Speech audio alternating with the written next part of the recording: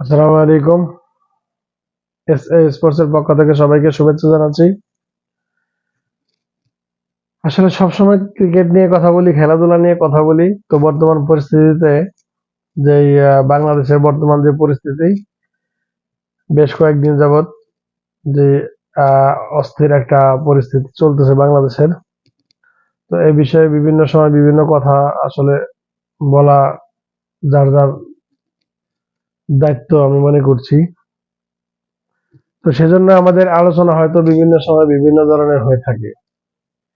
তো মূলত আমি খেলাধুলা কেন্দ্রিক আলোচনা করতে বেশি পছন্দ করি এবং স্বাচ্ছন্দ্য বোধ করি এবং সেটা নিয়ে সবসময় থাকতে চাই। তো সামনে আমাদের পাকিস্তানের সাথে টেস্ট ম্যাচ, দুটো টেস্ট ম্যাচ, একটা 21 তারিখে আগস্টের এবং একটা হয়তো প্রবাবলি 30 তারিখে হবে সেকেন্ড টেস্ট, করাচি এবং ইসলামাবাদে, যতদূর আমার মনে পড়ে। তো দেখেন, এখানে একটা আলোচনার বিষয় আছে। আমরা সবাই জানি সাকিব, তামিম, মুশফিক, মাহমুদুল্লাহ, মাশরাফিতে চলে গেছে অলরেডি। তো এরাও আসলে যাওয়ার পথে। তো দেখেন, আহ, তো এদের তো আপনি খুব সহজে আসলে এদের রিপ্লেসমেন্ট তৈরি করতে পারবেন কিনা জানি না, তবে চেষ্টাটা করতে হবে। হয়তো একজন তামিম ইকবাল আপনি সহজে বানাতে পারবেন না, একজন মুশফিকুর রহিম আপনি সহজে বানাতে পারবেন না। তো তাদের রিপ্লেস করার জন্য যাদেরকে মনে করতেছেন তাদেরকে আপনি পর্যাপ্ত পরিমাণে সুযোগ দিতে হবে। এই আবু হায়দার রনি, আমি কয়েকটা প্লেয়ারের নাম বলছি। আবু হায়দার রনি, তিনি একজন খুবই ট্যালেন্টেড একজন প্লেয়ার। তিনি শুরুতে যখন মোস্তাফিজের অভিষেক হলো তখন মোস্তাফিজের পাশাপাশি আবু হায়দার রনিরও অভিষেক হলো।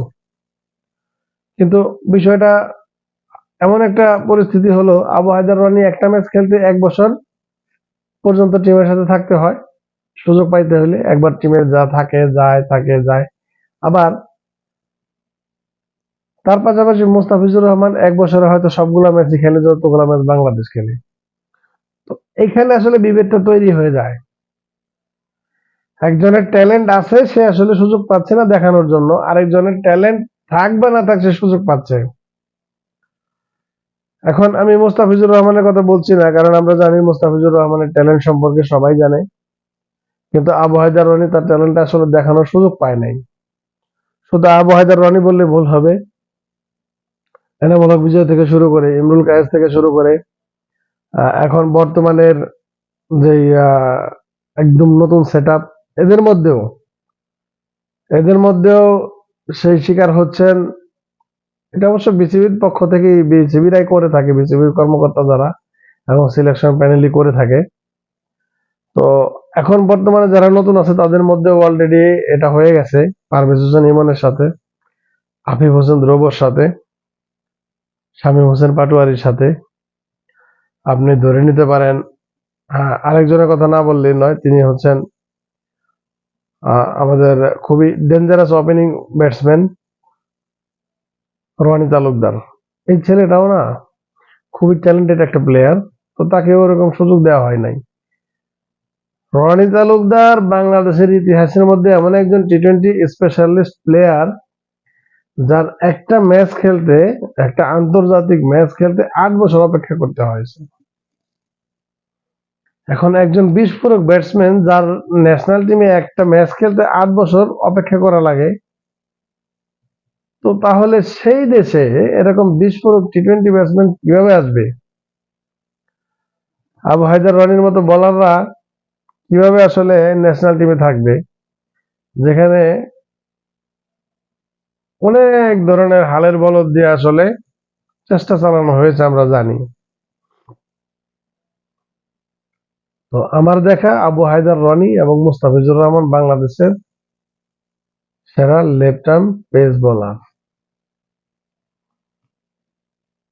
যদিও সুযোগের অপেক্ষায় আবু হায়দার রনির কেরিয়ার এতদিনে হুমকির মুখে পড়ে গেছে। এখন এইচপি টিমে আছে, জানি না আসলে সুযোগ পাবে কিনা, তবে আশা করি সে যেন ন্যাশনাল টিমে কামব্যাক করে। এবার আসি আমাদের প্রথম টেস্ট করাচি অনুষ্ঠিত হবে। সেই টেস্ট প্রসঙ্গে কথা বলতে গেলে হয়তো এই সপ্তাহের মধ্যে আমরা দেখতে পাবো দল ঘোষণা করে দেওয়া হবে। তো এরপর আসলে আলোচনা করাটা সহজ হবে। এখন তো যেহেতু 15-20 জনের একটা পুল দেওয়া আছে, তো এখান থেকে আসলে বেসিক্যালি আলোচনা করাটা খুবই দুরূহ, খুবই কষ্টসাধ্য। কারণ আমরা জানি টেস্ট ম্যাচ বাংলাদেশ প্রায় অনেক দিন পর আসলে লং টাইম একটা সার্টেন পিরিয়ড শেষে আসলে এখন বাংলাদেশ টেস্ট ম্যাচ খেলতে যাচ্ছে। টি-20 ওয়ার্ল্ড কাপ খেলে আসা দলটা, তো সেই দলের থেকে আসলে অনেকেই চেঞ্জেসের একটা ব্যাপার স্যাপার আছে। মেহেদী হাসান মিরাজ তিনি দলে ঢুকবেন।